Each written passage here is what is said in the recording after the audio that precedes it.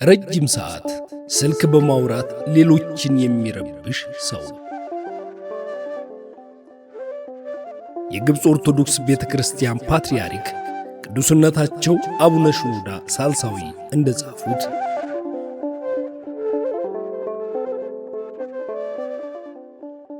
ረጅም ሰዓት ስልክ በማውራት ሌሎችን የሚረብሽ ሰው።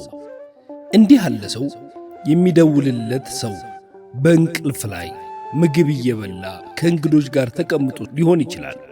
ወይም ደግሞ አንድ አጣዳፊና ጠቃሚ ሥራ እየሠራ ሊሆን ይችላል። ይህ ሰው አድማጩ እርሱን ለማድመጥ ጊዜ ኑሮ ወይም አይኑሮ ሳይጠይቅ ማውራቱን ይቀጥላል። ስነ ምግባር ይህንን ከማድረግ ቢከለክልም እንኳን